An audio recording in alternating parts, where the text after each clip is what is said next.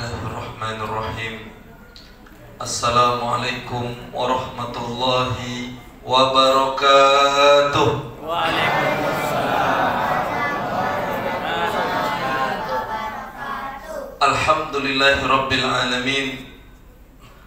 Alhamdulillahi nahmaduhu wa nasta'inuhu wa nastahdihi wa nastaghfiruh. Wa na'udzu billahi min syururi anfusina wa sayyiati a'malina. May yahdillahu fala mudhillalah wa may yudlil fala hadiyalah. Asyhadu an la ilaha illallah wahdahu la syarikalah wa asyhadu anna Muhammadan abduhu wa rasuluh wa safiyyuhu min khalqihi wa habibuh.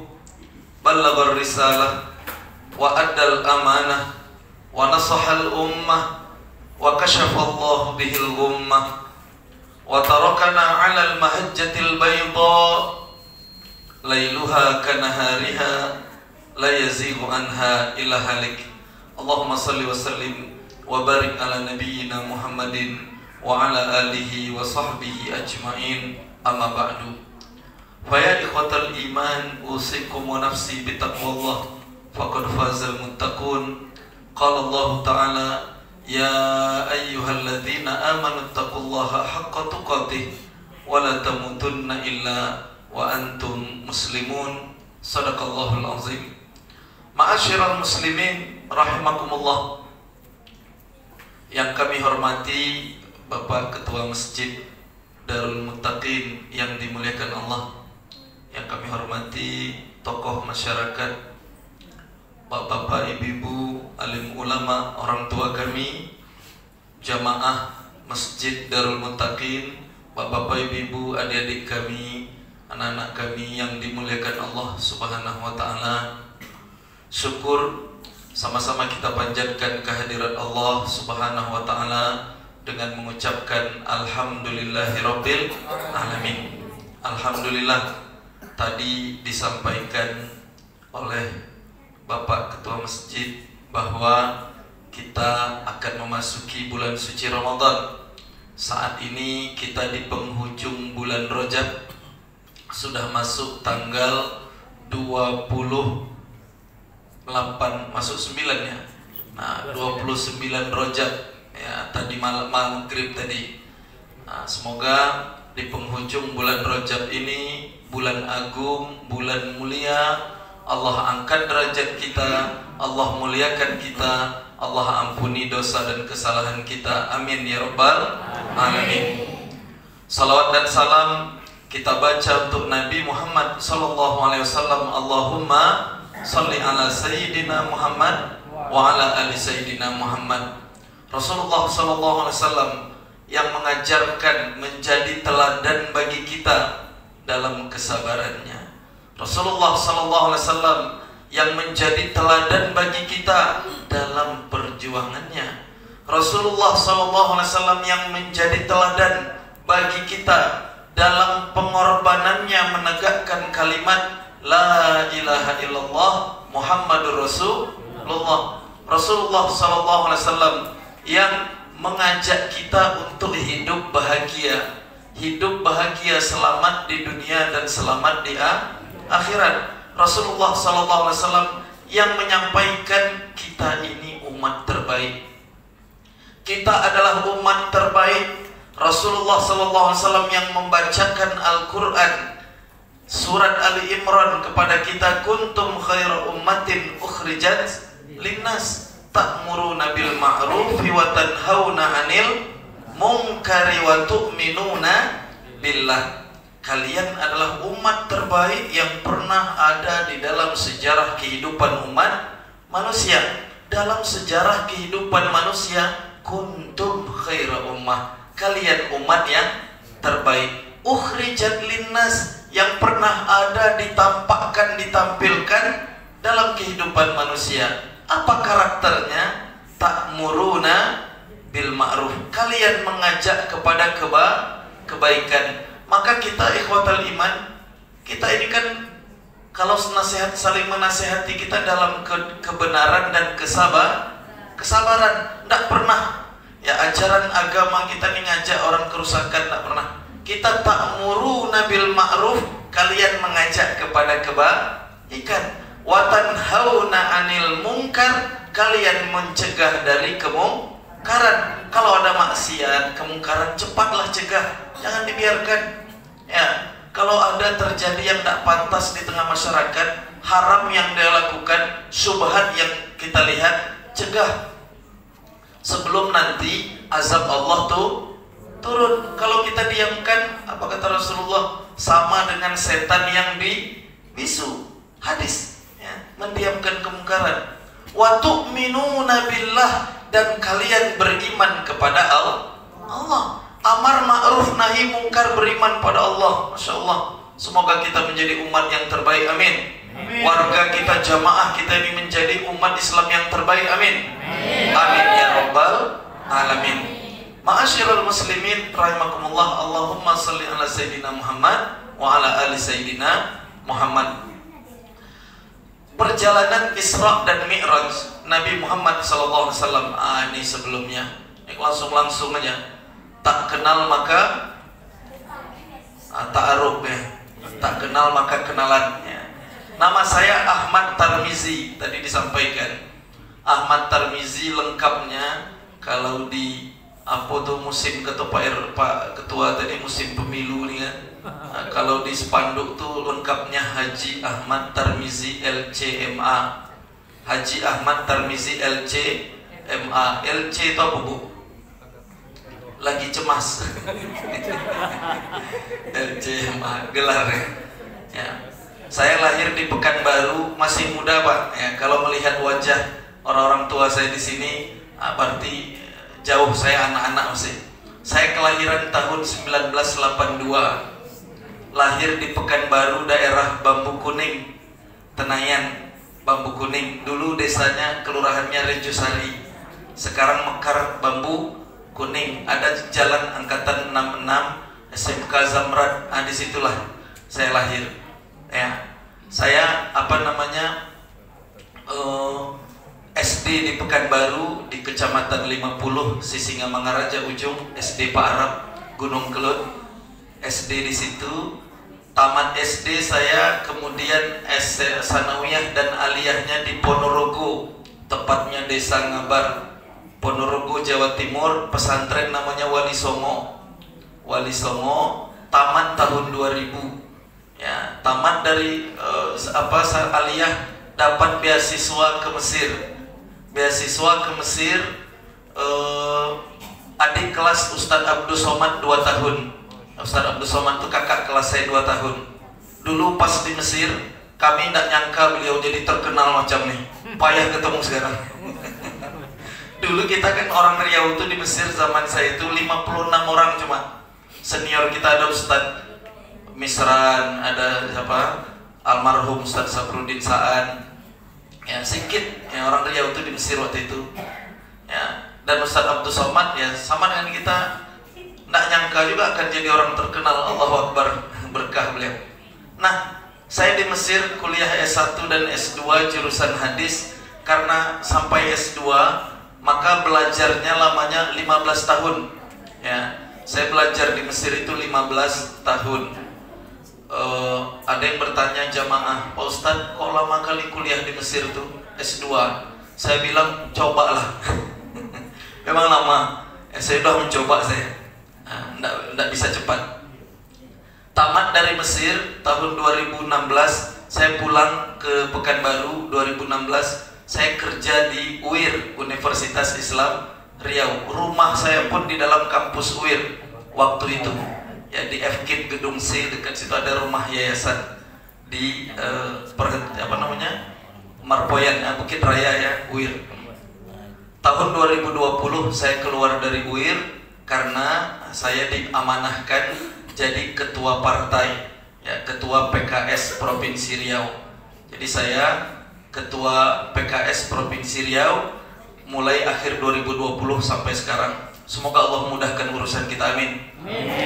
Orang tua saya itu kampungnya dari Rokan Hulu, Pasir Pengarayan, Muara Rumbai.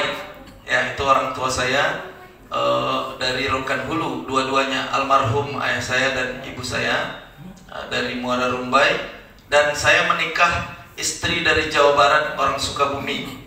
Ya, istri orang Sunda, anak 2. Anak pertama perempuan kelas 1 SMA di Padang, di Lubuk Minturun sekarang. SMA di Lubuk Minturun Padang, yang perempuan pertama. Yang kedua masih kelas 5 SD, laki-laki. Dua-dua anak saya ini Pak, made in Egypt, produk Mesir, lahirnya di Mesir. Ya, yang made in Pekanbaru belum lagi, masih on the way, under process, ya, masih dalam proses. Ya. Ma'asyiral muslimin rahimakumullah, semoga Allah karuniakan kita anak-anak yang soleh dan solehat, amin ya rabbal alamin. Itu sekilas perkenalan. Kalau musim pemilu ini kan gitu, tak kenal maka tak dipilih. Makanya kenalan. Nah, kalau udah kenal tentu semoga. Ma'asyiral muslimin rahimakumullah, tema kita Isra dan Mi'raj. Perjalanan Isra dan Mi'raj ini adalah perjalanan mukjizat sekaligus pelajaran besar bagi umat Islam. Sampai hari ini relevan, masih pantas dan sangat layak untuk kita pelajari. Di dalam Al-Quran, peristiwa Isra Mi'raj ini diwakili dengan surat yang ke-17. Surat yang ke-17 itu 2 namanya. Dua-duanya jadi pelajaran bagi kita hari ini. Surat yang ke-17 itu namanya 2. Di dalam tafsir, ulama tafsir pun menyatakan Nabi Muhammad yang memberi nama surat itu. 2 namanya. Yang pertama disebut surat Al-Isra. Yang kedua disebut surat Bani Israel. Dua-duanya sama dipakai. Bapak kalau beli Quran itu coba buka surat 17. Sebagian Quran nulisnya Bani Israel, sebagian mushaf lagi nulisnya Al-Isra. Dua-duanya sama betul. Al-Isra maksudnya perjalanan Isra dan Mi'raj di ayat pertama. Bani Israel itu cerita tentang kerusakan, tentang kezaliman, tentang kesombongan Bani Israel. Itu ada di ayat keempat. Dua-duanya relevan, cocok, dan layak untuk kita tadaburi, kita pelajari, agar umat Islam ini menjadi umat yang kuat. Ma'asyiral muslimin rahimakumullah, perjalanan Isra dan Mi'raj banyak pelajarannya. Nanti kita ambil, kita simpulkan di akhir. Rasulullah SAW itu diperjalankan Allah Isra dan Mi'raj setelah Nabi Muhammad SAW menerima banyak cobaan, ujian hidup. Bapak-bapak, ibu-ibu, kita ada ujian dalam hidup nih. Yakin? Ujian materi. Kalau bapak-bapak ini nampak dari wajahnya ujian istri, ya kan? Jangan ketawa Pak. Kalau ibu-ibu di ujian suami, ya. Ujian juga tuh pasangan, anak, keturunan, ujian kehidupan lingkungan. Ada orang tuh yang diuji dengan tetangga. Gara-gara bertetangga tuh diuji keimanannya. Banyak ya, hidup kita ini diuji. Nah, Nabi Muhammad SAW banyak sekali ujiannya. Dan kayaknya sesuai hadis Nabi Muhammad, Rasulullah kan pernah ditanya, ya Rasulullah, man asyaddun nasi balaan. Wahai Rasulullah, manusia siapa yang paling berat ujiannya dalam hidup ini? Kita kan kadang seolah-olah kita inilah yang paling payah hidup kita nih. Kalau kita mengeluh, curhat, mengeluh, seolah-olah kita inilah manusia paling merana di dunia ini. Padahal di dalam hadis Nabi Muhammad pernah ditanya, man asyaddun nasi balaan. Ya Rasulullah, siapa manusia yang paling berat ujiannya? Apa jawab Rasulullah? Al-Anbiya. Yang paling berat ujiannya di dunia ini para nabi. Tsummal ladzina yalunahum. Kemudian orang yang keimanannya di bawah nabi. Tsummal ladzina yalunahum. Kemudian yang keimanannya di bawah para yang terus keimanan. Jadi orang itu diuji sesuai keimanannya. Semakin tinggi keimanannya, derajatnya, semakin tinggi ujiannya. Rasulullah, coba tengok Rasulullah SAW sebelum kejadian Isra dan Mi'raj ini. Rasulullah waktu itu setelah selesai diboikot selama 3 tahun, diboikot ini Bani Hashim itu, sukunya Nabi Muhammad dari puak Quraisy. Quraisy itu kan besar. Di dalam Quraisy itu ada Bani Hashim. Bani Hashim itu diboikot oleh orang kafir Quraisy karena di situ ada Nabi Muhammad sallallahu alaihi wasallam. 3 tahun payah, tidak boleh berdagang, tidak boleh menikah, tidak boleh disapa. Itu di Mekah, orang Quraisy tidak boleh dibantu. Akhirnya payah kehidupan Bani Hashim 3 tahun. Setelah selesai masa boikot itu, Rasulullah mendapatkan ujian tahun 10 setelah kenabian. Ya, 10 tahun setelah kenabian, meninggal istri tercinta Sayyidah Khadijah binti Khuwailid radhiyallahu anha. Sayyidah Khadijah binti Khuwailid, istri tercinta Nabi Muhammad, orang pertama yang masuk Islam dari perempuan, itu istri Nabi Muhammad sallallahu alaihi wasallam. Sayyidah Khadijah meninggal. Kalau meninggal istri itu, tanyalah bapak-bapak nih, merana ya, sedih Pak, jangan ketawa Pak, meninggal sedih. Rasulullah sedih, makanya tahun itu disebut Amul Huzni, tahun kesedihan. Tidak lama kemudian meninggal pamannya, paman Nabi Muhammad, Abu Thalib. Lebih sedih lagi Nabi Muhammad, pamannya belum masuk Islam, belum bersahadat, sedih. Rasulullah SAW meninggal istri, meninggal paman. Lalu Rasulullah ingin, karena Quraisy ini menolak, Mekah itu menolak dakwah Nabi Muhammad, itu Rasulullah kemudian mencoba berdakwah ke Taif. Sering di dalam sirah itu kita baca judulnya Hijrah ke Taif. Rasulullah datang ke Taif menawarkan jalan kaki. Dalam sirah itu kan Rasulullah jalan kaki, menawarkan Islam ke Taif. Di Taif itu yang tinggal kabilahnya namanya Bani Thaqif. Bani Thaqif yang tinggal di Taif. Rasulullah tawarkan Islam, apa yang diterima Rasulullah? Dilempar batu, disoraki anak-anak remaja di Taif itu. Nabi Muhammad dibilang majnun, gila. Dibilang gila, dilempar batu. Nabi manusia paling mulia, Rasulullah sallallahu alaihi wasallam, dakwah dilempar batu. Pernah Bapak dakwah dilempar batu? Ngajak orang ke masjid nih, dilempar batu. Rasa-rasanya kalau ada yang lempar itu batu ngajak kebaikan, kita usir dari warga. Rasulullah dilempar batu, tidak diterima di Taif. Waktu itu kalau kita baca hadisnya, turun malaikat langsung. Malaikat menawarkan Muhammad, aku ambil gunung ini yang ada di dekat Taif itu, aku timbun orang Taif ini dengan gunung itu. Apa kata Rasulullah? Jangan kata Rasulullah. Aku ingin dari keturunan mereka nanti lahir anak-anak yang soleh. Makanya orang Taif hari ini ada yang umroh, kan ada yang umroh tuh paketnya ke Taif. Orang Taif itu hari ini, anak-anak di Taif itu bangga. Kenapa? Karena mereka ini beriman berkat doa Nabi Muhammad sallallahu alaihi wasallam. Coba Rasulullah iakan kata malaikat, tidak ada orang di Taif sekarang. Ya, kata Rasulullah, aku ingin nanti dari tulang rusuk orang-orang yang ada di Taif sekarang lahir anak-anak keturunan yang beriman kepada Allah. Itu Nabi Muhammad sabarnya. Udah dilempar batu, udah diejek, tapi Rasulullah ingin keturunan yang ngejek dia tuh beriman. Kalau kita lah dilempar batu, diejek, apa kira-kira Pak? Kelahi mau kita kan? Ya. Ma'asyiral muslimin rahimakumullah, ini kan berat ujian Rasulullah. Ketika sedang berat-beratnya ujian ini, Allah memberikan nikmat kepada Nabi Muhammad sallallahu alaihi wasallam. Saat itu Rasulullah cerita, waktu itu aku sedang istirahat di Masjidil Haram, di dekat Hijr. Hijr itu Hijr Ismail yang kayak cincin sekarang. Jadi kalau kita tawaf itu dari Hajar Aswad, setelah kita Bismillah Allahu Akbar, kemudian kita melewati Makom Ibrahim. Setelah Makom Ibrahim itu dekat Ka'bah itu di sebelah kiri kita itu melewati yang setengah cincin itu. Nah, itu disebut dengan Hijr Ismail.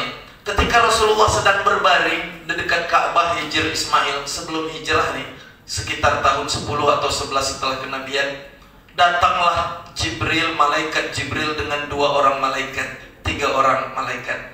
Rasulullah kemudian dibangunkan oleh 3 orang malaikat. Setelah dibangunkan, Rasulullah dibaringkan di belah dadanya. Kata Rasulullah, ini hadis sahih, dibelah dada Nabi Muhammad SAW.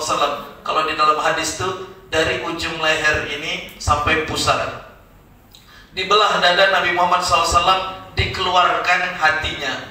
Malaikat membawa bitostin min zahabin mamlu'atin bil iman, bunyi hadisnya.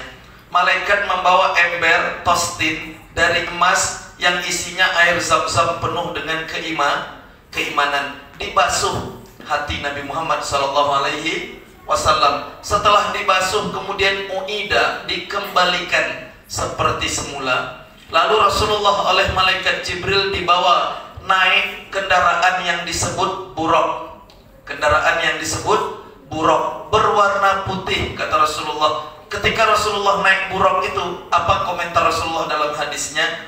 Buraq itu ujung kakinya itu ada di ujung penglihatan kita. Itu kata kiasan dalam bahasa Arab, maksudnya kencang larinya, cepat larinya, jalannya itu. Kenapa? Di ujung mata penglihatan kita. Ujung penglihatan kita ini di mana? Disitulah ujung kaki buraq itu. Itu saking cepatnya. Nah, kalau kita kan ujung kaki kita di mana? Di bawah nih kan. Dia di ujung penglihatan, itu bahasa Arab tuh. Madda basarihi. Ya, itu di situ ujung kakinya.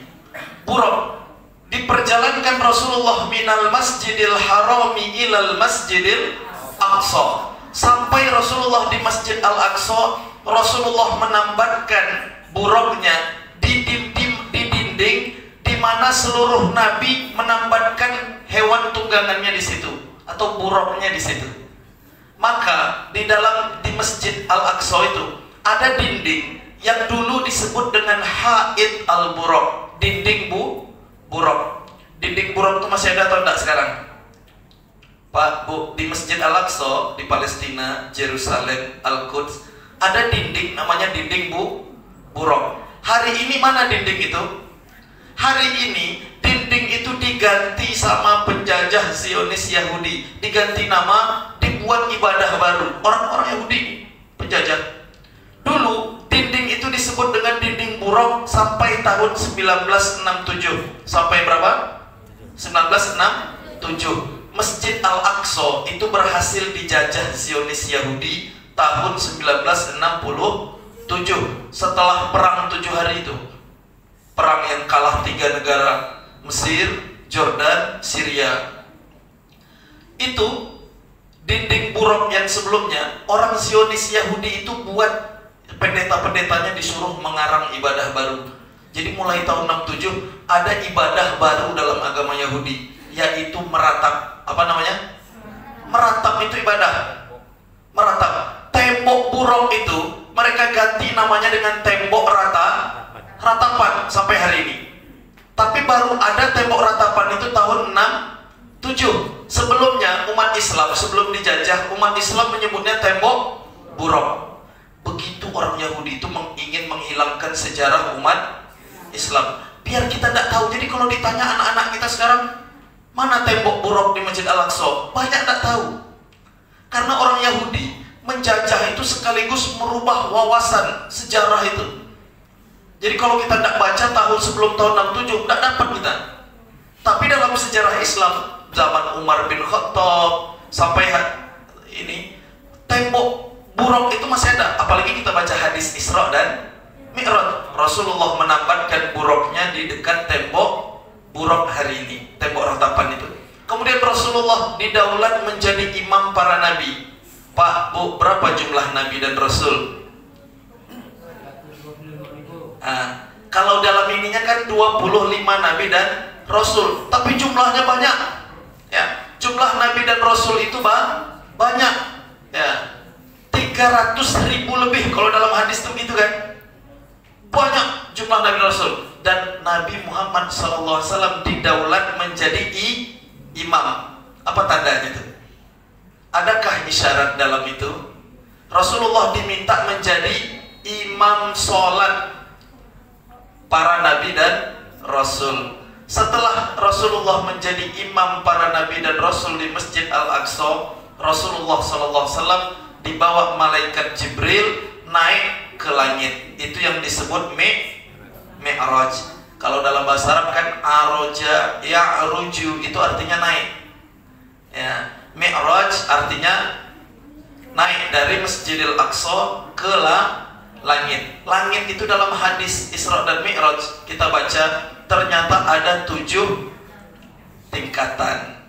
Ya, Rasulullah kemudian ini dalam perjalanan ini banyak yang dilihat Rasulullah. Kalau di dalam hadis-hadis yang lain kan riwayat-riwayatnya Rasulullah melihat ada orang yang dihidangkan. Ketika dalam buruk itu Rasulullah melihat orang dihidangkan daging yang segar, yang bagus, yang wangi, itu ditolak. Tapi pas dihidangkan daging yang busuk, berulat, dimakannya.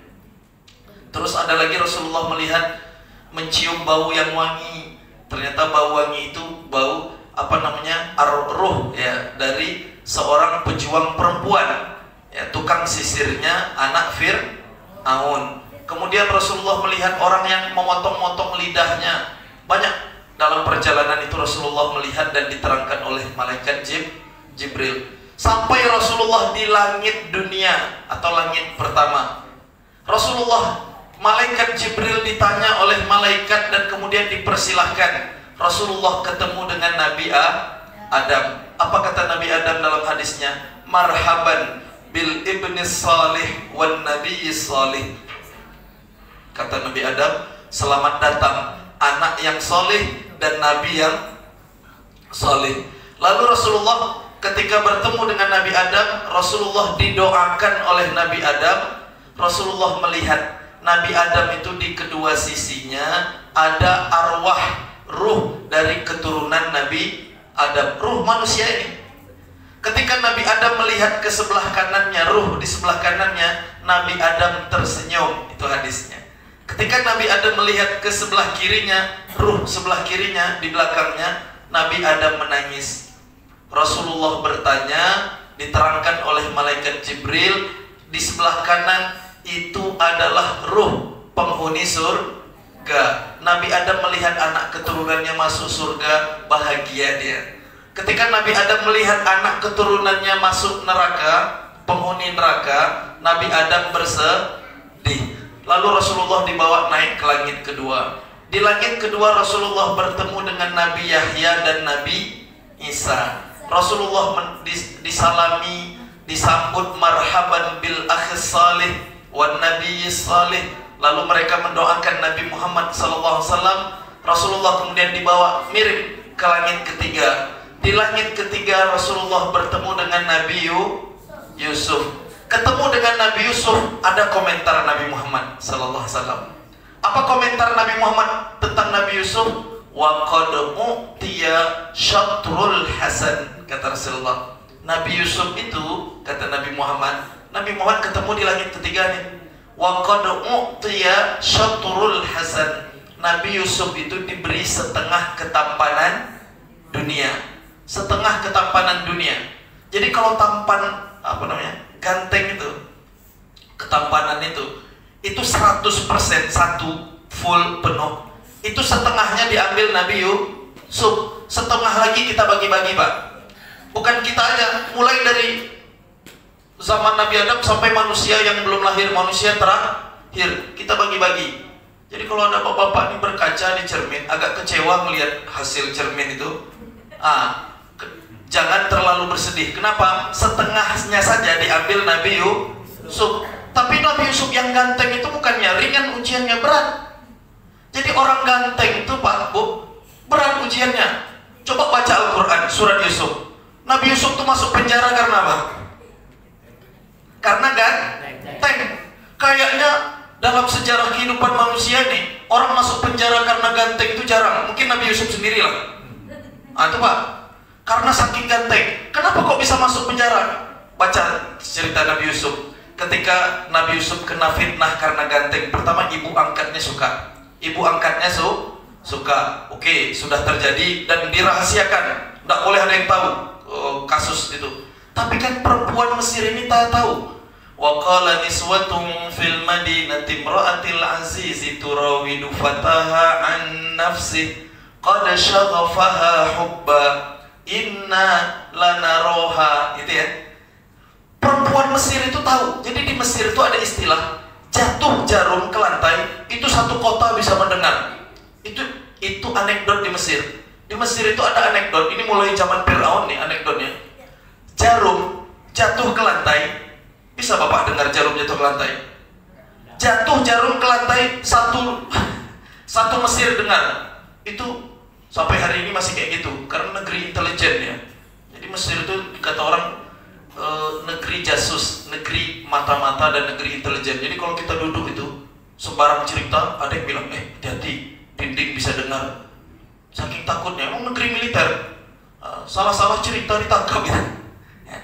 Nah, perempuan-perempuan Mesir itu menggunjing ibu angkat Nabi Yusuf. Tapi ibu angkat Nabi Yusuf ini kan marah dia. Akhirnya apa? Diundangnya arsalat ilaihin, diundangnya perempuan-perempuan tadi datang ke rumahnya, ibu-ibu sosialita lah, ibu-ibu istana di Mesir itu diundang ke rumah ibu angkat Nabi Yusuf. Wa atat kulla wahidatin minhunna sikina. Setiap ibu-ibu yang datang itu dikasih pisau sikin. Sikin itu jadi bahasa Melayu sekarang. Pisau kecil itu dalam bahasa Melayu apa? Kalau kampung kami nyebutnya sokin. Apa? Sokin. Sokin itu bilang bahasa Arab Melayu itu kan. Celana pendek apa bahasa kitanya kampung. Bahasa kampung saya serewa kotok. Serewa itu celana. Bahasa Arab sirwal. Kotok itu aslinya panjang dipotong jadi celana pendek. Serewa kotok itu kan celana pendek. Kan dari bahasa Arab tuh. Bahasa Melayu tuh. Nah, ini kok ke celana pendek kita larinya. Kita tadi cerita Nabi dikasih ibu-ibu sosialita perempuan Mesir itu, setiap yang datang dikasih buah, dikasih pisau kecil. Apa kata ibunya di dalam Al-Quran? Ibu Nabi Yusuf itu bilang, wa qalat ikhruj alaihin, wahai Yusuf, keluarlah engkau, hidangkan makanan. Falamma ra'ainahu akbarnahu wa qatta'na aydiyahunna wa qulna hasya lillah ma hadza basharan in hadza illa malakun karim. Jadi perempuan-perempuan itu ketika melihat Nabi Yusuf lewat, dipotongnya diirisnya tangannya. Qatta'na kalau dalam bahasa Arab, kalau huruf toknya itu pakai tasdid, itu artinya mengirisnya berkali-kali. Kalau tidak pakai tasdid, qata'a itu sekali iris. Tapi kalau toknya dikasih tasdid, qatta'na itu berarti mengiris berkali-kali. Berkali-kali ngiris hanya ngelihat orang ganteng. Apa coba lu tes? Kasih ibu tuh pisau, lewat apa? Kalau Pak ganteng, iris tangan ibu tuh. Tapi kalau enggak, apa yang dilempar pisau tuh? Jangan lewat sini lagi gitu kan? Ganggu mood orang aja kan? Nah, itu terjadi cerita Al-Quran. Mereka mengiris tangannya, dan apa yang dikatakan perempuan itu? Wa qulna hasyalillah, hasyalillah ma hadza basyaran in hadza illa malakun karim. Demi Allah, ini bukan manusia, ini malah malaikat. Setelah kejadian kasus pemotongan, pemotongan iris tangan tadi, Nabi Yusuf berdoa Nabi Yusuf karena takut fitnah tadi, karena dia ganteng itu kan fitnah. Maka bersyukurlah kita kurang-kurang gantengnya. Berdoa Nabi Yusuf tuh, apa doa Nabi Yusuf? Dan ini tidak pernah kayaknya kita baca doanya, karena ini tingkatan keimanan yang tinggi nih. Apa doanya? Qala rabbis sijnu ahabbu ilayya mimma yad'unani ilaih. Kata Nabi Yusuf di surat Yusuf tuh, ya Allah, penjara lebih baik bagiku daripada aku kena fitnah. Coba lihat tuh, pernah bapak-bapak minta doa penjara? Ya Allah, penjara lebih baik bagiku daripada aku kena fitnah. Tidak pernah kan? Nabi Yusuf pernah baca doa itu. Karena kita tidak kan? Dan ternyata di penjara. Jadi Nabi sangat ganteng di penjara. Di penjara karena ganteng tadi, dan Allah kabulkan doanya di penjara. Terselamat dia dari fitnah perempuan Mesir. Masuk penjara. Di penjara kemudian Nabi Yusuf mentakwil mimpi. Setelah mentakwil mimpi, tidak sampai 10 tahun, karena bahasa Qur'annya bid'a sinin. Kata-kata bid'un itu dari 3 sampai 10.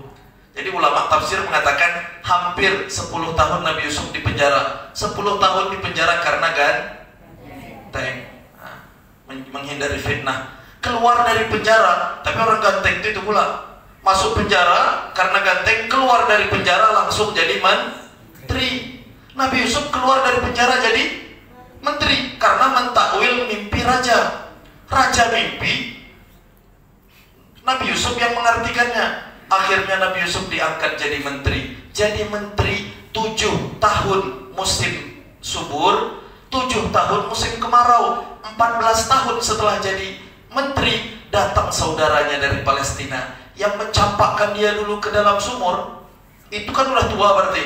Jadi ulama mengatakan jarak Nabi Yusuf dilempar ke dalam sumur, kemudian dia jadi menteri, dibawa ke Mesir, kemudian jadi menteri, itu jarak lamanya itu 40 tahun.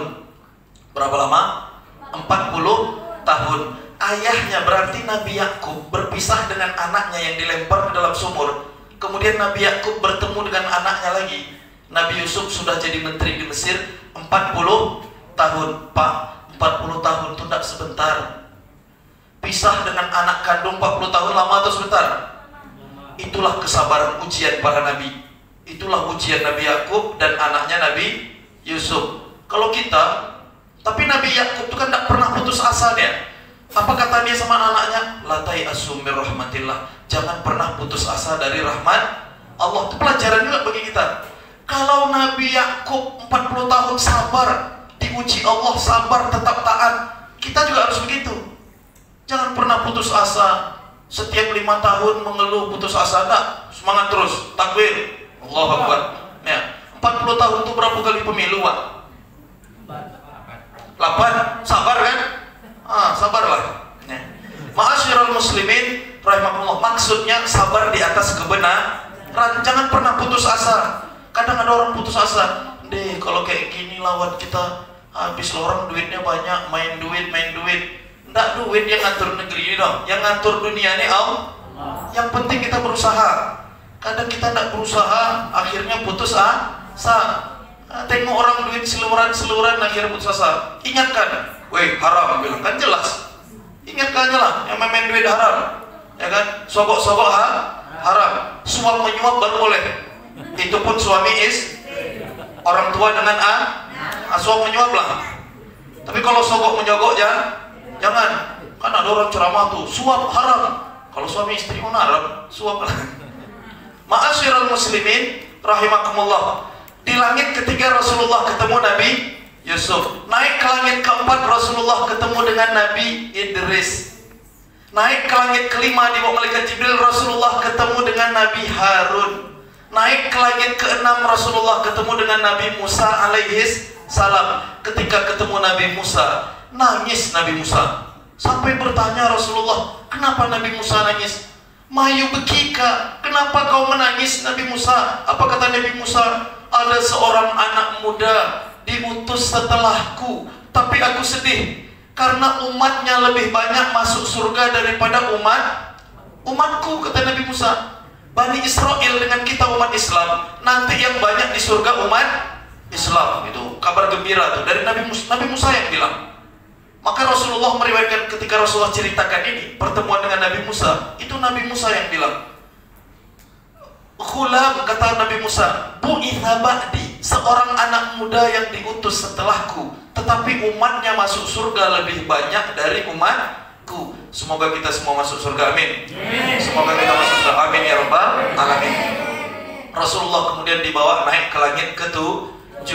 Di langit ke-7 Rasulullah ketemu dengan kakeknya Nabi Ibrahim alaihis salam. Di dalam hadis itu Nabi Ibrahim bersandar di Baitul Ma'mur. Baitul Ma'mur itu adalah Ka'bahnya para malaikat. Di dalam hadis itu dikatakan bahwa setiap hari malaikat datang ke Baitul Ma'mur itu 70.000, sab'una alfan. Ada 70.000 malaikat yang tawaf di Baitul Ma'mur setiap hari, dan malaikat yang datang hari itu tidak akan pernah lagi ke Baitul Ma'mur. Sebanyak itulah malaikat setiap hari, 70.000 sehari tawaf di Baitul Ma'mur. Kemudian Rasulullah setelah di Baitul Ma'mur langit ke-7 dibawa lagi naik ke Sidratul Muntaha.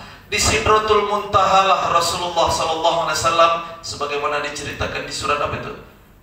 idh yakhsha sidrata ma yakhsha ma zaghal basar wa ma tagha. Rasulullah bertemu dengan Allah Subhanahu wa taala menghadap, menerima perintah salat. Pertama kali di dalam hadis itu dikatakan Rasulullah menerima 50 kali salat sehari semalam. Berapa kali? 50 kali.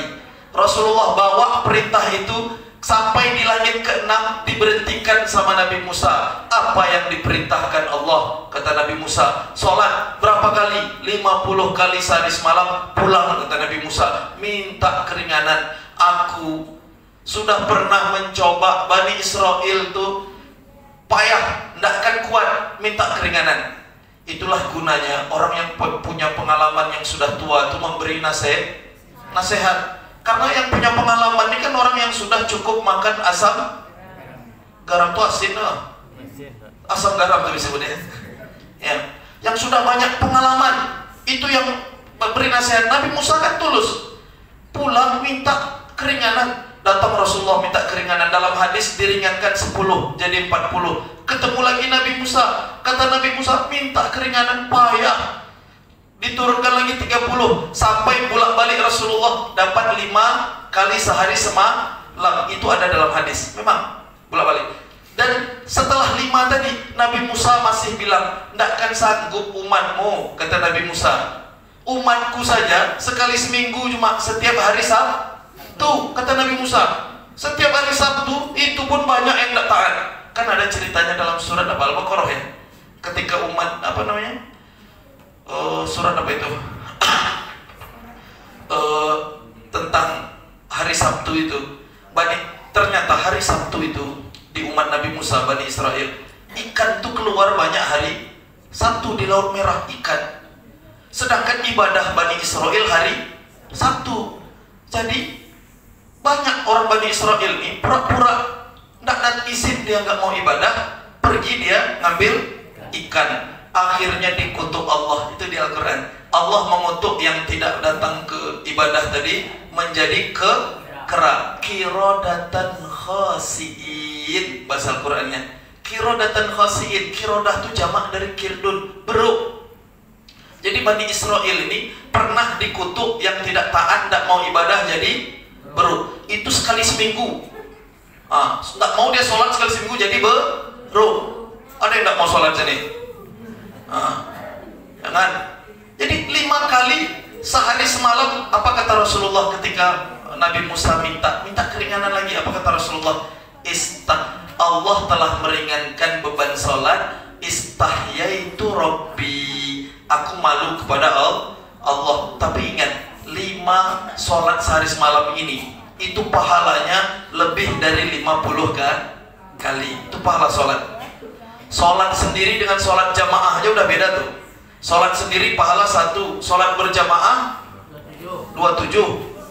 Itu pahala sholat. Dan sholat itu imaduddin, kata Rasulullah, tiangnya agama. Kalau tiangnya ini ditegakkan, tegak agama ini. Kalau tiangnya tidak ditegakkan, rubuh agama ini. Maka tiang ini harus kita jaga. Sholat 5 waktu, terutama sholat jamaah kita ini. Semoga kita jaga, amin ya rabbal alamin. Kemudian Rasulullah kembali malam hari itu juga ke Masjidil Haram, dikembalikan, dan Rasulullah tidur di Masjidil Haram. Paginya Rasulullah cerita, "Wahai ma'syarul Quraisy, wahai kaum Quraisy, percaya tidak kalian kalau aku sampaikan tadi malam aku Allah perjalankan dari Masjidil Haram ke Masjid Al-Aqsa, kemudian ke Sidratul Muntaha?" Tidak ada yang percaya.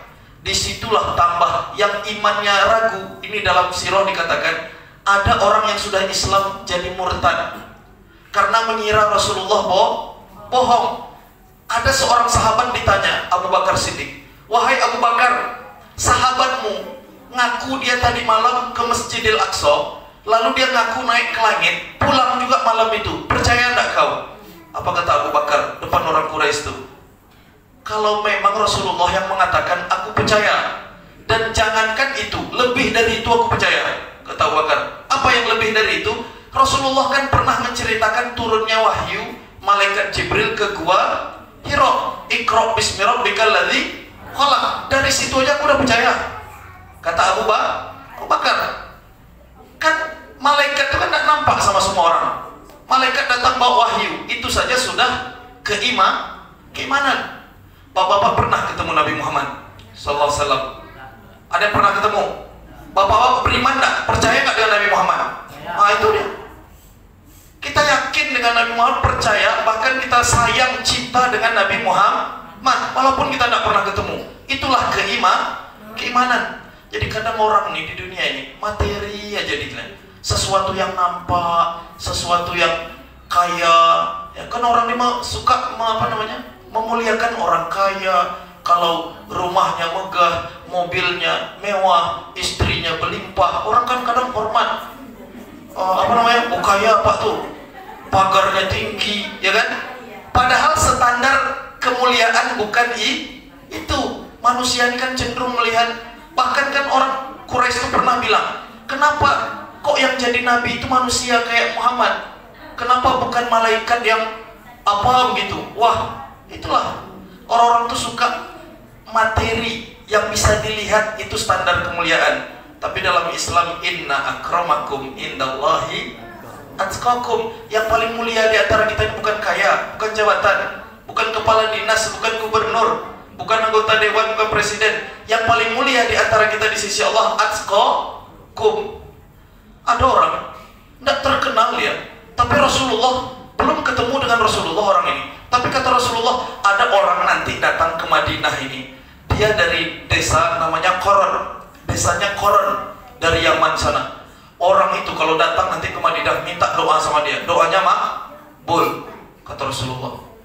Sahabat dengar itu, Umar diingatnya betul. Setelah Rasulullah meninggal, udah meninggal Rasulullah, meninggal Abu Bakar, ketika Umar jadi khalifah di Madinah, apa kata Umar sama sahabat-sahabatnya? Kalian setiap ada jamaah haji dari Yaman lapor ke saya, kata Umar. Setiap ada jamaah haji kafilah dari Yaman, Umar bertanya, siapa dari daerah Qoron? Ciri-cirinya begini. Nggak ada. Tahun besok siapa yang dari Qoron? Aku. Ada yang namanya begini. Nggak ada. Terus satu hari, satu musim datang kafilah haji, ditanya Umar, ada orang itu, dipanggil sama Umar, mana? Betul kau, nama kau Uwais, kata Umar. Uwais Al-Qarni. Ciri-cirimu begini, kata Rasulullah. Menangis Uwais, karena ternyata Rasulullah pernah nyebut nama, dan dia belum pernah ketemu dengan Nabi Muhammad, tapi Rasulullah udah kasih tahu tentang Uwais Al-Qarni. Lihat tuh, ternyata dia orang miskin, tapi pesan Rasulullah kalau ketemu dia minta doanya makbul. Umar langsung minta doa sama Uwais Al-Qarni. Setelah itu Umar minta, wahai Uwais, kemana kau mau pergi? Aku sediakan bekal untukmu, uang untukmu, fasilitas. Kata Uwais, jangan wahai khalifah, aku tidak mau terkenal. Aku tidak mau terkenal, biarkan aku sendiri. Ternyata Uwais ini dapat hadis Rasulullah karena dia berbakti sama ibunya. Makbul doanya. Maka anak-anak ini tolong berbakti sama orang tua ya, biar doa kita makbul. Ma'asyiral muslimin rahimakumullah. Ini Rasulullah SAW, pelajaran dari Isra dan Mi'raj. Yang pertama, ini kesimpulan terakhir nih. Biasanya kajian sampai jam berapa? Oh ya, saya taloknya 10 menit lagi. Nggak lama tak bisa. Biasanya saya spesialis ceramah 10 menit. Ini agak lama nih. Nah, pelajaran pertama dari perjalanan Isra dan Mi'raj. Sungguh, yang pertama, setiap di dalam kesusahan Allah letakkan kemudahan. Yang penting kita sabar, jalani setiap kesusahan. Apa ayat Al-Qur'annya? Inna ma'al usri yusra. Dalam kesulitan ada kemudahan. Rasulullah itu kan payah tadi tuh, meninggal istri, meninggal paman, ditolak di Taif, tapi Allah, apa kata orang bahasa Jawanya tuh, Gusti Allah boten sare, apa, Allah tidak tidur, Allah maha melihat. Itu kan ayat apa tuh, ayat kursi ya. Allahu la ilaha illa huwal hayyul qayyum la ta'khudhuhu sinatun wala naum. Allah tidak pernah ngantuk dan tidak pernah tidur. Itu ayat kursi. Jadi ikhwatal iman, dalam setiap kesulitan kita ada kemudahan. Yang penting jangan kita maksiat. Jaga Allah, Allah akan jaga kita, jaga Allah, pertolongan Allah dekat di depan kita. Jaga Allah, taati Allah. Ya, sesusah apapun hidup kita, jangan ambil yang haram. Sepayah apapun hidup kita, jangan ambil yang syubhat, yang tidak jelas. Ya, orang kasih kita duit tahu tuh apa, ya, jaga, hati-hati. Ya, hati-hati ngasih makan anak, hati-hati ngasih makan istri, hati-hati ngasih makan diri sendiri. Kenapa? Kita takut doa kita ini tidak makbul karena kita salah semuanya masuk. Ya, yang jelas, yang penting duit Ustaz. Tidak ada subat-subat. Ya, yang penting duit itu laku katanya. Kalau uang itu palsu baru tidak terima. Enggak. Kita kan sumber harta juga perlu kita jaga. Ya, kalau tidak kita yang saling mengingatkan, siapa lagi? Nanti semua orang menerima yang subhat ajab kita. Doa kita tidak makbul. Ya, maksiat terjadi, anak-anak kita payah dibanguni sholat. Nak, bangun sholat nak, payah. Anak kita entah kemana kelayapan. Anak perempuan kita entah sama siapa dibonceng. Diingatkan tidak mau. Kenapa? Makannya kadang tidak kita lihat, tidak kita jaga. Ya, kan ini ada fikihnya dalam Islam tuh. Pengaruh makanan dalam akhlak dan perilaku, ada pengaruhnya. Ya. Kalau makan daging apa? Kata orang, ini orang ayam. Ya, kalau makan daging ayam banyak cerita teh. Makan daging kambing banyak. Nah, ma'asyiral muslimin rahimakumullah. Ini pelajaran pertama. Dalam setiap kesulitan ada kemudahan. Yang kedua, pelajarannya adalah bahwa sholat adalah tiang agama. Jaga sholat. Ya, sholat ini dijemput Rasulullah sampai ke Sidratul Muntaha. Jangan disia-siakan. Itu kalau Rasulullah menjemput sholat sampai ke Sidratul Muntaha, ini ulama mengatakan berarti setiap kita sholat itu adalah mi'raj kita. Apa? Mi'raj kita. Kita ini naik menghadap Allah, naik derajat kita menghadap Allah Subhanahu wa taala setiap kita sujud. Ingatlah ketika kita sholat itu kita sedang menghadap Allah Subhanahu wa taala. Maka memang harus khusyuk. Ya, itu mi'raj kita. Ini dalam hadis kata Rasulullah, nanti di dalam kubur orang yang di kuburan itu, kita ini pasti orang yang di dalam kubur itu menganggap satu sujud di dunia ini lebih baik dari dunia dan seisinya. Penduduk kubur itu menyesal nggak bisa sujud lagi. Ya, kalaulah ada waktu hidup di dunia nih, mereka pasti prioritaskan sekali sujud aja sekali, itu lebih baik dari dunia dan sisi. Maksudnya sholat itu penting. Ya, menyesal nanti kalau kita jarang sholat, apalagi sholat sunnahnya kurang. Ya, semoga Allah jadikan kita dari orang-orang yang menegakkan sholat. Amin ya rabbal alamin. Ini yang kedua. Yang ketiga, pelajaran tentang Masjid Al-Aqsa. Pak, Bu, di mana Masjid Al-Aqsa hari ini? Di Al-Quds, di Palestina. Siapa yang menguasai Masjid Al-Aqsa? Penjajah Zionis Yahudi. Siapa yang wajib membebaskan Al-Aqsa? Orang Palestina atau kita semua umat Islam? Kita semua umat Islam. Apa yang terjadi di Al-Aqsa hari ini di Palestina? Sejak 7 Oktober sampai hari ini Gaza masih dibombardir sama Zionis. Kalau beritanya itu laporannya sampai hari ini lebih dari 70% bangunan di Gaza itu hancur. 70%. Pak, Gaza itu satu provinsi di Palestina yang masih ada pejuang berani menyerang Israel, itu hanya di Gaza. Di seluruh Palestina itu, Gaza itu luasnya dari batas Mesir di selatan sampai ke utara itu tidak lebih dari 40 km. Dari Laut Tengah yang barat, Laut Tengah batas barat, sampai ke dinding yang dibangun Israel, tembok lebar Gaza itu yang paling lebarnya 20 kilo. Paling lebarnya 20 kilo, paling panjangnya dari Mesir ke atas, dari Rafah ke atas 40 kilo. Kecil Gaza itu, tetapi penduduknya 2,2 juta jiwa. Cobalah tulis di internet sekarang, kota terpadat di dunia, Gaza yang keluar. Gaza, padat, umat Islam semuanya dibombardir dari atas sejak 7 Oktober sampai hari ini. Yang syahid lebih dari 30.000 jiwa, yang luka-luka banyak sekali.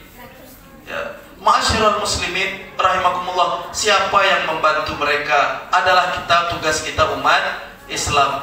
Jadi kalau di masyarakat masih ada yang bertanya umat Islam, kenapa kita bantu Gaza? Kan kita miskin juga di sini, payah juga hidup kita di sini. Sampaikan Masjid Al-Aqsa ini tanggung jawab umat Islam secara keseluruhan. Maka sedikit kita kurangi harta kita untuk membantu saudara kita, tidak seberapa itu. Tapi yang dinilai Allah adalah kita mau membantu, berjuang, berkorban. Nah, maka ajarkan anak-anak kita, semoga semangat membantu Gaza, membantu Palestina, membebaskan Masjid Al-Aqsa. Ini kan intinya Masjid Al-Aqsa. Yahudi itu tidak akan jajah tanah Palestina kalau di situ tidak ada Masjid Al-Aqsa. Intinya mereka mau ngambil itu. Kan klaimnya secara agama, orang memerangi kita alasannya agama. Kita takut-takut membela agama kita, sehingga masalah Palestina ini masalah kemanusiaan katanya. Enggak, bukan hanya kemanusiaan, tapi masalah keyakinan. Karena Masjid Al-Aqsa ada di dalam Al-Qur'an. Nama suratnya nama suratnya Bani Israel, agar kita tahu kerusakan yang dilakukan Bani Israel itu di Masjid Al-Aqsa sekarang. Itu yang keberapa pelajaran? Ketiga. Keempat, terakhir. Yang keempat pelajaran bahwa Allah menyampaikan di surat Al-Isra, Fa'idha, ayat yang keberapa? Ketujuh. Fa'idha ja'a wa'dul akhirah in ahsantum ahsantum li anfusikum wa in asabtum falaha. Fa'idha ja'a wa'dul akhirah liyasu'u wujuhakum waliyadkhulul masjida kama dakhaluhu awwala marrah waliyutabbiru ma'alau tatsbira. Allah berfirman, kalau orang Israel itu baik yang Allah beri balasan. Tapi kalau mereka berbuat kejahatan, seperti itu juga yang akan mereka dapatkan. Wa in asabtum falaha. Kalau jelek yang kalian lakukan, itu yang kalian dapatkan. Dan itu kaedah kehidupan. Kalau kita berbuat baik yang kita terima. Kalau kita berbuat jahat, buruk pula yang kita dapatkan. Itu kaedah kehidupan dan Allah, sunnatullah itu. Tetapi apa lanjut Allah? Dan kalau datang janji Allah yang kedua, Allah akan utus hamba-hambanya yang akan liyasu'u wujuhakum, akan menghinakan muka orang Israel tadi. Waliyadkhulul masjida kama dakhaluhu awwala marrah, dan orang beriman itu akan masuk Masjid Al-Aqsa sebagaimana mereka sebelumnya pernah masuk ke masjid, membersihkan kezaliman Bani Israel. Jadi menurut ulama, ayat ini adalah janji Allah bahwa nanti orang Islam akan menang, kabar gembira. Tapi kapan terjadinya? Ini menunggu kesiapan kita. Anak-anak kita ini sudah siap belum? Kita sudah siap belum? Apa yang kita bantu untuk Palestina? Kalau kita siap bersatu umat Islami, insya Allah selesai. Kan Israel itu sedikit, Pak. Berapa juta jiwa penduduknya? Kalau kita lihat, penduduk Israel itu kalau di dalam peta, di dalam sensusnya itu tidak lebih dari 7 juta jiwa. 7 juta jiwa. Indonesia berapa juta jiwa? 280 juta jiwa. Aku takut kalau buang air kecilnya orang Indonesia ini banjir orang tuh, ya kan? 270 juta jiwa. Aslinya kan nggak bisa orang tuh zolim. Tapi sekarang kan militer terkuat di dunia Israel, intelijen terkuat di dunia Mossad Israel, senjata terkuat di dunia produk Israel. Aslinya Indonesia nih, kalau 280 juta jiwa nih mau, bisa kita terkuat. Kadang kita tidak mau, kita suka dibohong nih, kita suka suka diinjak-injak orang. Memang budaya kita. Kasih 300 cukup, hujan sehari, kemarau 5 tahun. Kita suka kayak gitu. Karena Allah tidak akan merubah satu kaum sampai kaum itu mau merubah diri mereka sendiri. Innallaha la yughayyiru ma biqaumin hatta yughayyiru ma bi anfusihim. Sampai kita mau berubah. Kalau kita tidak mau berubah, udah kayak memang tidak mau kita bercita-cita baldatun thayyibatun wa rabbun ghafur, tapi kita tutup mata dengan kemungkaran, tidak mau berubah baik. Ya sudahlah, ya. Tapi insya Allah kita jamaah masjid ini, saya optimis. Anak-anak kita saya lihat semangat, saya optimis. Insya Allah negeri ini berubah. Amin ya rabbal alamin. Jadi yang lebih baik, karena kita beriman amar ma'ruf nahi mungkar, beriman kepada Allah. Ingat tuh 3, amar ma'ruf nahi mungkar, beriman kepada Allah. Kalau ada kemungkaran kita nasihati, ingatkan, jangan. Kalau ada kebaikan, ayo kita ajak semua beriman menyembah Allah Subhanahu wa ta'ala. Insya Allah sesuai surat Al-Isra, sesuai hadis Isra Bani Israel ini, insya Allah umat Islam akan menang. Semoga Allah menangkan kita, amin. Semoga Allah mudahkan urusan kita, amin. Semoga Masjid Al-Aqsa dapat kita bebaskan, amin ya rabbal alamin. Bapak Ibu yang dimuliakan Allah Subhanahu wa taala, terakhir kita tutup dengan doa. Baik, sama-sama kita tutup majelis kita, kajian kita ini dengan berdoa kepada Allah Subhanahu wa taala. Kita khusyukkan hati kita, kita tengadahkan tangan kita. Semoga Allah Subhanahu wa taala mengampuni dosa-dosa kita dan Allah kabulkan semua kebaikan yang kita minta, amin ya rabbal alamin. Kita awali dengan beristighfar. Astaghfirullahalazim alladzi la ilaha illa huwal hayyul qayyum wa atubu ilaih. Astaghfirullahalazim alladzi la ilaha illa huwal hayyul qayyum wa atubu ilaih. Astaghfirullahalazim alladzi la ilaha illa huwal hayyul qayyum wa atubu ilaih. Astaghfirullahalazim. Alhamdulillahi rabbil alamin. Wassalatu wassalamu ala asyrafil anbiya'i wal mursalin wa ala alihi wa sahbihi ajma'in. Allahumma salli ala sayyidina Muhammadin fil awwalin wa salli wa sallim ala nabiyyina Muhammadin fil akhirin wa salli wa sallim ala nabiyyina Muhammadin fil mala'il a'la ila yaumiddin. Allahumma ighfir lana dhunubana wa dhunuba walidayna warhamhuma kama rabbayana shighara. Allahumma ighfir lil muslimina wal muslimat wal mu'minina wal mu'minat al ahya'i minhum wal amwat innaka sami'un qaribun mujibud da'awat faya qadiyal hajat.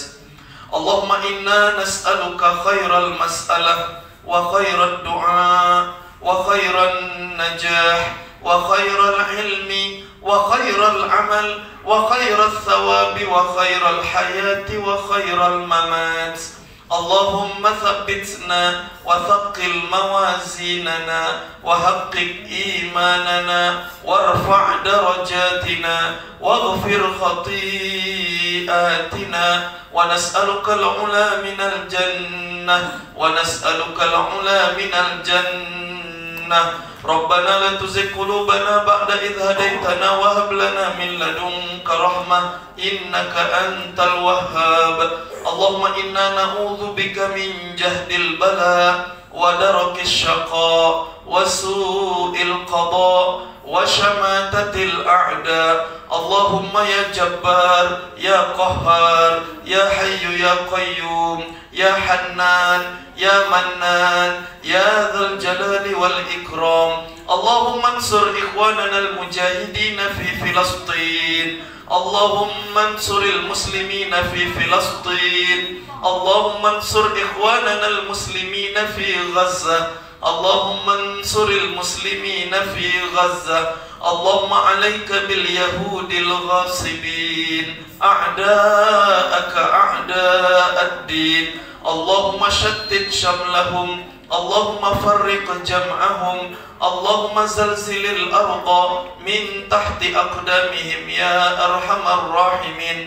Allahumma rudda ilayna al-masjid al-aqsa raddan jamila. Allahumma rudda ilayna al-masjid al-aqsa raddan jamila. Allahumma rudda ilayna al-masjid al-aqsa raddan jamila. Ya Allah, saudara-saudara kami di Palestina, ya Allah, saudara-saudara kami di Gaza, ya Allah, mereka kekurangan makanan, cukupkan makanan mereka ya Allah. Ya Allah, mereka kekurangan obat-obatan, sembuhkan luka-luka mereka ya Allah. Ya Allah, mereka kekurangan pakaian, tutup aurat-aurat mereka ya Arhamar Rahimin. Ya Allah, jagalah keluarga kami, jaga anak keturunan kami. Ya Allah, jaga pasangan-pasangan kami. Ya Allah, jika di antara kami ada yang kesulitan, sedang dalam masalah, ringankan urusannya ya Allah. Ya Allah, jika di antara kami jamaah masjid ini ada yang sakit ya Allah, sembuhkanlah penyakitnya, sembuhkanlah penyakitnya ya Arhamar Rahimin. Ya Allah, jika ada di antara kami jamaah majelis ini